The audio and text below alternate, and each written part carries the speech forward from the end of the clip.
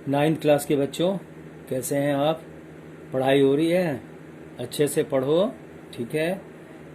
आज जो हम काम करने जा रहे हैं वो है बल तथा गति के नियम, समझे? अध्याय नाइन्थ, 9वां अध्याय है ये। तो इसमें हम पढ़ेंगे बल। बल तो है ही, साथ में गति के नियम के बारे में जानेंगे जो न्यूटन ने दिया था, और विस्तार से जानना है। और चैप्टर बहुत विशाल है बेटा, तो इसके लिए आपको ध्यान रखना है। चैप्टर जो मैं पढ़ा रहा हूँ उसको पूरी तरह से ध्यान से सुनेंगे। बल का अर्थ, बल मतलब ताकत, शक्ति जिसको कहते हैं। तो बल का अर्थ जो है वह शक्ति प्रदर्शन यानी फोर्स कहा जाता है, ठीक है। यदि अब जैसे किसी रुके हुए बॉल है बेटा, उस पर तुम अगर पैर मारो तो बॉल आगे लुढ़कते हुए आगे जाएगी, यानी तुमने क्या कर दिया? गतिमान कर दिया। कैसे? शारीरिक बल से, ठीक है बेटा। तो बल आगे के कारण से वस्तु गतिमान हो जाती है, आप देख रहे हो बढ़ती चली जाती है। और फिर आगे कोई दूसरा बच्चा खड़ा है, वह बॉल रोकना चाहता है, तो वो वहां भी वह बल लगाएगा तो बॉल रुक जाएगी, है? या दूसरी दिशा में चली जाएगी। तो ये जो है यह बल के कारण ही हुआ, ठीक है। तो इनमें आपको स्पष्ट समझ में आया नहीं आया?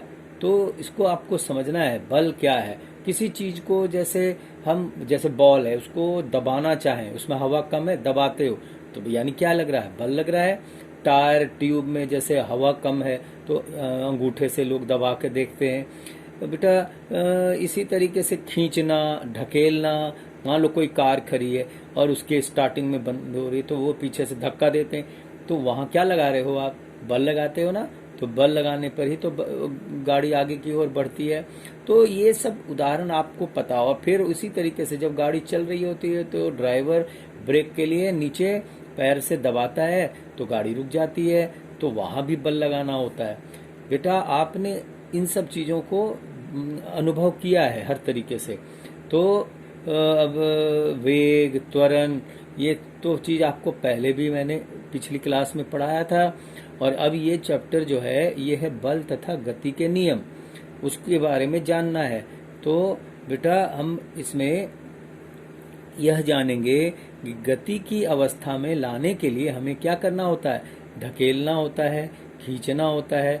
दिशा में बदलाव के लिए भी क्या होता है? बल का प्रयोग किया जाता है। जैसे आप कैरम बोर्ड खेल रहे हो, हाँ, और गोटी को आपको डालना है बॉक्स में, तो आप स्ट्राइकर से आप ये करते हो, बल लगाते हो, तो ठोकर लगने के बाद वो अपनी दिशा में घूम जाती है। तो इस तरीके से वहां भी आप देखते हो कि बल से हम गति में बदल देते हैं। वस्तु में जो स्थिर है उसमें गति आ जाती है और फिर वह बढ़ने लगती है। बल द्वारा ही वस्तु का आकार, आकृति भी बदलते हैं। जैसे मिट्टी के बर्तन को बनाने वाले, खिलौने बनाने वाले मिट्टी चाक में घुमाकर फिर उंगली अंगूठे से वो मिट्टी के खिलौने बनाता है। और इसी तरीके से तुमने घर पे भी देखा होगा, मम्मी बेलन से रोटी को के इसको दबा करके फिर रोटी को आकृति देती है। तो इस प्रकार से हर जगह पे देखोगे कि वहां भी बल का भी इस्तेमाल होता है। इसीलिए इसको बल और गति के नियम, गति के हिसाब से पढ़ना है बेटा। अब हम पढ़ेंगे संतुलित और असंतुलित बल। संतुलित बल किसको कहते हैं और असंतुलित बल कहते हैं? जब बेटा आपने तो क्लास में भी पंजा लड़ाना आपने देखा होगा, तो जो दो बच्चे अपोजिट में इधर उधर एक बैठकर दोनों पंजे से ये करते हैं।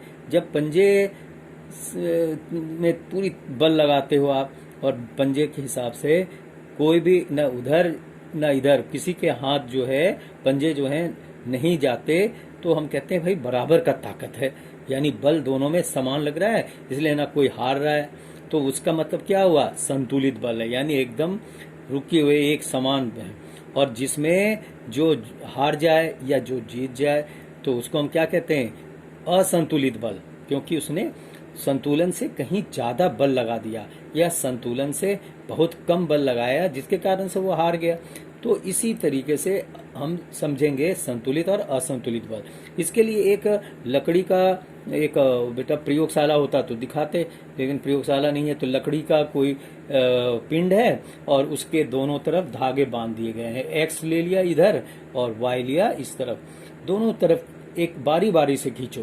पहले जब खींचते हो तो वो इस दिशा की तरफ चली आती है, जब वाई की दिशा की तरफ खींचते हो तो वस्तु यानी लकड़ी का जो गुटका है वह उस तरफ की ओर बढ़ जाता है। अर्थात यह हो गया कि यह असंतुलित बल है, तभी तो वो किसी एक दिशा की तरफ वो बढ़ जाता है। तो ये हुआ असंतुलित बल का उदाहरण। दूसरा, अगर उसी में बराबर बल लग रहा हो तो बेटा तो क्या होगा, वह वस्तु स्थिर रहेगी, हिले डुलेगी नहीं, अपनी जगह बनाए रखेगी। आगे हम पढ़ेंगे न्यूटन के जो नियम हैं, बहुत ही इम्पोर्टेंट है। वो 3 नियम उन्होंने दिए थे, ये वैज्ञानिक थे और इन्होंने 3 नियम दिए गति के ऊपर। तो ये गति के नियम कहे जाते हैं। और पहला नियम मैं बता रहा हूं, वह है प्रत्येक वस्तु, चाहे वो कोई सी भी वस्तु रख सकते हो, अपनी स्थिर अवस्था या सरल अवस्था में जो सरल रेखा में एक समान गति की अवस्था में तब तक बनी रहती है जब तक कि उस पर कोई बाहरी बल न लगाया जाए। जैसे बेटा कोई स्थिर वस्तु है तो उसमें बल लगाओगे तो उसमें तब क्या होगा, वो गति की अवस्था में बदल जाएगी। और अगर गति में है तो हम अगर ब्रेक लगाएं तो वो स्थिर हो जाएगी। तो अवस्था में परिवर्तन के लिए हमें क्या करना पड़ा, बल लगाना पड़ा। तो ये है, तो वस्तु में अगर हम बाह्य बल लगाते हैं, बाहरी बल हम अपने शरीर से या यंत्र के द्वारा, तो वो वस्तु में परिवर्तन दिखता है, या गतिमान हो जाता है या स्थिर हो जाता है। ये प्रथम गति का नियम बताता है बेटा। दूसरा गति का नियम क्या है न्यूटन ने दिया, वो ये है कि किसी वस्तु के समवेग में परिवर्तन की दर उस पर लगने वाले असंतुलित बल की दिशा में बल के समानुपातिक होती है। ये दूसरा नियम है। और तीसरा क्या है, प्रत्येक क्रिया के समान और विपरीत प्रतिक्रिया होती है। ये 2 विभिन्न वस्तुओं पर कार्य करती है। मतलब ये कैसे, जैसे आप देखो बंदूक आपने चलाया है गुब्बारे को फोड़ने के लिए, जैसे तो जब तुम बंदूक यानी राइफल चलाते हो तो राइफल से उसकी जो राइफल के जो ये है गोली या बुलेट, वो आगे की तरफ और पीछे झटके देती है। कौन, राइफल जो छाती पे लगती है। या आप कई एग्जाम्पल हैं, तो वो अब आगे मैं समझाऊंगा जब मैं बारी बारी से एक एक नियम को समझाऊं। तो पहला नियम को मैं समझाना चाहता हूं। पहला नियम क्या बताया आपको, कि गति के प्रथम नियम को जड़त्व का नियम भी कहा जाता है। जड़त्व मतलब जो अगर विराम अवस्था है तो विराम में ही रहना चाहती है, और अगर गति में है तो गति में ही रहना चाहती है। अर्थात परिवर्तन का वह विरोध करती है। ठीक है बेटा। अर्थात वस्तु जो गतिशील है वह समान वेग से गतिमान रहना चाहती है, तथा जो वस्तु विरामावस्था में है वो अपनी स्थित मतलब जो अपनी जो स्थिर अवस्था में रहना में ही वह रहना चाहती है। और इस गुण को हम जड़त्व का गुण कहते हैं। ये जड़त्व के जो हैं 3 प्रकार हैं बेटा, इनको 3 हिस्से में बांटा गया। विराम का जड़त्व यानी विराम में ही रहना, गति का जड़त्व यानी गति में ही रहना, रुकना नहीं, गति में ही चलते रहना, और तीसरा है दिशा का जड़त्व, जो जिस दिशा में हो रहा है वो उसी दिशा में काम होता रहता है। पिताजी, जड़त्व के बहुत सारे उदाहरण होते हैं और हम जड़त्व के बारे में 2-4 उदाहरण बताएं। देखो बेटा, दैनिक जीवन में भौतिक घटनाएं जो हम देखते हैं उसमें एक देखो ऐसे कि अगर तुम बॉल फेंकते हो तो बॉल को अगर यूं फेंकते हो तो बॉल आगे लुढ़कते हुए आगे जाती है, और फिर वो धीरे धीरे धीरे गति उसकी चली जाती है, रुक जाती है वो तो यह कुछ देर के बाद कुछ दूर जाकर वह रुक जाती है। तो वो तो आपको समझ आ रहा है कि वो इसलिए हो रहा है क्योंकि नीचे घास है, चाहे नीचे पृथ्वी का जो सतह है उसमें कंकड़ है, महीन रेत है, जो बहुत सारे ये वो एक तरीके से घर्षण पैदा करते हैं। तो ये घर्षण बल के कारण वह बॉल जो गेंद आपने फेंका वो आगे जाकर धीरे धीरे धीरे धीरे वह रुक जाती है, घर्षण बल के कारण होती है। और घर्षण बल हमेशा गति की दिशा के विपरीत काम करता है। ठीक है बेटा। तो ये तो वह घर्षण बल जो आपने पहले भी पढ़ा है ना। अब आओ देखो पहला नियम, किसी मोटर गाड़ी में आप जब यात्रा कर रहे हो, चल रहे हो, ठीक है, और वह अपने सामान ये कुछ समय हम अगर जैसे सीट पर तब तक विरामावस्था में रहते हैं जब तक कि गाड़ी को ब्रेक ना लगाई जाए, है ना। आप बाइक में बैठे हो चाहे कार में बैठे हो, तो चल रही है गाड़ी और जैसे ही ब्रेक लगती है तो आप क्या होता है आपका स्थान, आप पीछे की ओर मुड़ते हो या आगे की तरफ झुक जाते हो, किधर झुकते हो सोचो। तो ब्रेक लगाने से गाड़ी और सीट विराम की अवस्था में आ जाती है, ठीक है, किंतु हमारा जो शरीर है वह जड़त्व गुण के कारण से गतिज अवस्था में रहती है। इसके कारण ही हम आगे की ओर झुक जाते हैं, झटका लगता है आगे की ओर। अगर आगे डैशबोर्ड ना रहे संभलने का, या अगर सीट बेल्ट ना लगाए हो तो सिर पे चोट लगेगी, है ना बेटा। तो यह तभी होती है जब मूवमेंट है, गाड़ी तेज रफ्तार में चल रही, अचानक ब्रेक लग गई, तो हम किस तरफ बढ़ेंगे, आगे की तरफ झुकेंगे।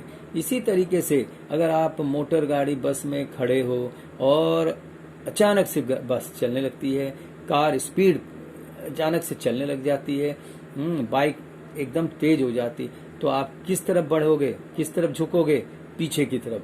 क्यों, क्या बात है। तो ये, और अगर हम उस वक्त बचाव, और ये जो पीछे मुड़ते हैं उसका क्या कारण है कि संतुलन बनाए रखने के लिए इस वक्त बचाव में हम पीछे की ओर झुक जाते हैं, ओके, पीछे की तरफ झटका देते हैं।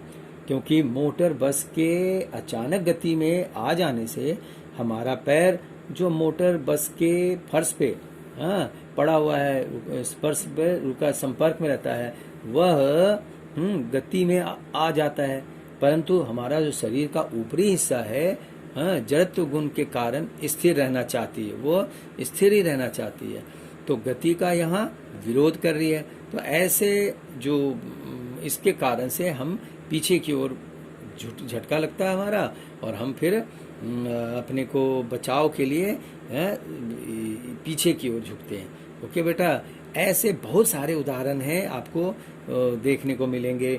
जैसे कैरम बोर्ड है, तो कैरम बोर्ड में सब गोटी को पिलर की तरह एक के ऊपर एक, एक के ऊपर एक चढ़ा देते हैं और स्ट्राइकर से मारते हैं, बहुत तेज मारते हैं, तो नीचे वाली गोटी बाहर निकल आती, बाकी का जो है वो खड़ी रहती। तो क्या होता है, नीचे वाले पे लगने से तो गोटी बाहर आ जाती। इसी तरीके से पानी से भरे एक गिलास ले लो और उसमें पानी भर के उस पर पोस्ट कार्ड रख दो या कोई छोटे से कार्ड को रख दो।